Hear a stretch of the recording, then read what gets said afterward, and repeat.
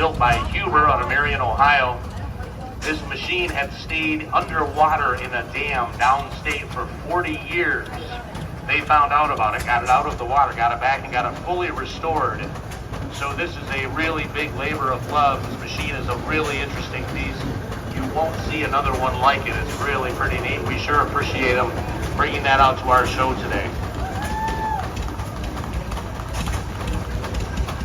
Coming around the corner next is Glenn Seagraves from East Jordan.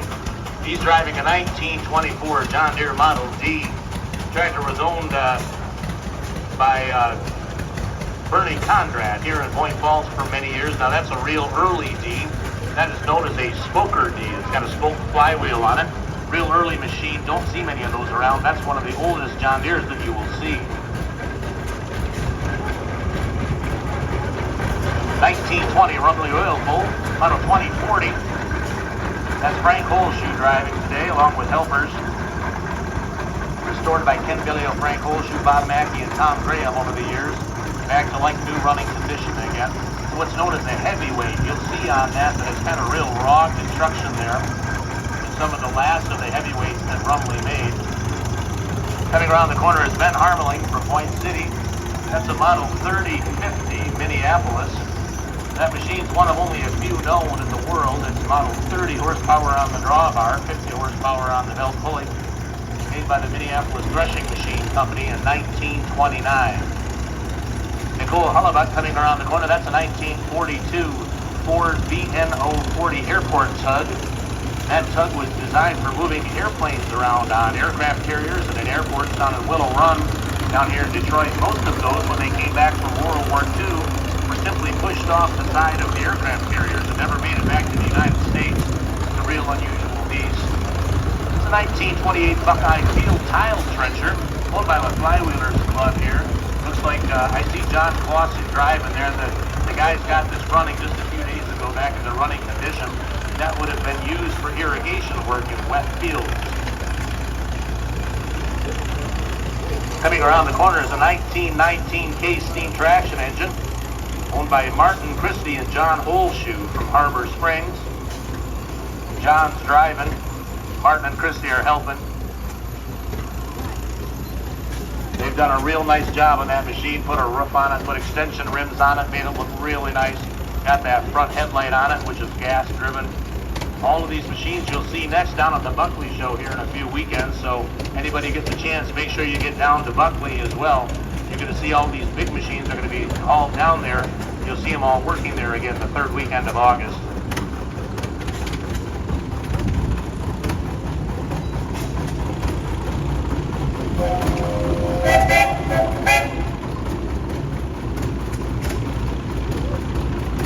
Next is an 1836 Hart R. This is owned by Lauren Birch from Point City.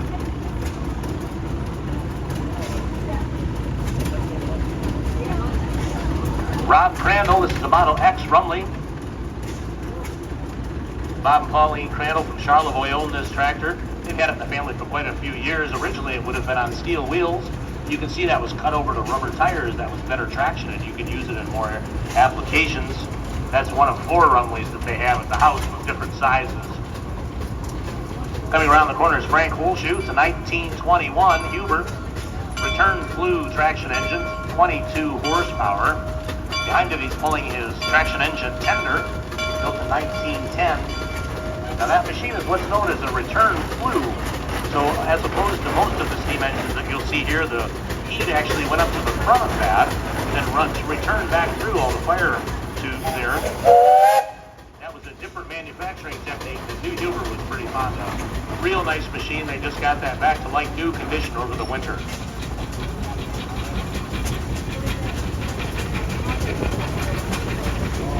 It's a 1914 Case Model 80 steam traction engine owned by Larry Wickern from Cedar. Larry's grandchildren are driving today. Mike and Emily have been taking care of that here at the showgrounds. We certainly appreciate their bringing that up here all the way from Cedar. That's another one of the machines that's been in the area for a really long time. These machines are a lot of work to keep them running. They have to be certified every 3 years. You can imagine hauling them is no small feat, so that's a really nice machine, and we're sure happy to have it here. Larry's right behind there. He's driving in his Ford truck. That's Larry Wickern from Cedar. He's owned that 80 horse case for, I know, probably at least 40 years anyway. He's had it down at Buckley for a really long time. We're just happy to have it up here this year. Coming around the corner is Justin Gelinas. He's from Kalkaska. That's a Baker steam traction engine. That machine has been in the area for a very long time. It's been in East Jordan for many years. It was out of service, and Justin did kind of a Herculean job to get that back working again, so now it's like new. Now, for those of you that will be here later in the evening, Justin has agreed to do a spark show for us this evening. We are super excited about that. Around dark, we're not sure when that's going to be, but dark-ish, he's going to be doing a spark show. That's basically like an old-time fireworks display using that engine. You want to make sure you're here for that if you're on the grounds, because it's a really neat display. Rob Crandall coming around the corner in a 1928 Runway Oil Pool Model 3050 Model Y. It's owned by Bob and Pauline Crandall from Charlevoix.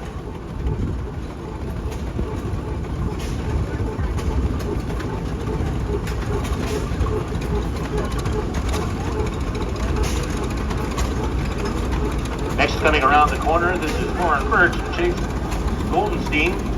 They're driving a 1912 Twin City Model 4065 Prairie Tractor, owned by the Harmelings from Boyne City. The tractor was brought back in 2010. A 10-year restoration was put into that to get it back to its like new condition. One of the earliest Twin City tractors you'll see, that was kind of the dawn of what was known as the Prairie Tractor. That was made mostly for plowing out west. That would have hooked into a big prairie plow and basically driven until it got to the end of the field, turned around and then came back.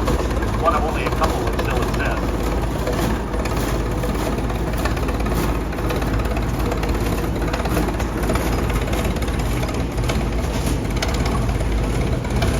Art Holshoe for Badowski. It's a 1926 Ford Model TT truck. Now, most farms that you had, they would need a truck to be able to do their chores with, and you see a lot of these around the area. That's a really nicely preserved original truck there. 1929 Ford Model AA Doodlebug, owned by Kevin and Ella Damkohler from Ludington. Doodlebugs were tractors that you could make back in the Depression when there weren't many tractors or money available. You could get a kit, and you could take a car, and you put a different transmission in the back, probably some different wheels, and then you can treat it as a tractor on the farm. Now, my understanding is next year Doodlebug is the feature year, so you'll see lots of those here next year. Bruce Bowen from Mansalona, 1953 Farmall Model Super Z. Bruce is also our scale master, our weighmaster here on the grounds. So if any of you want to use our state certified scales back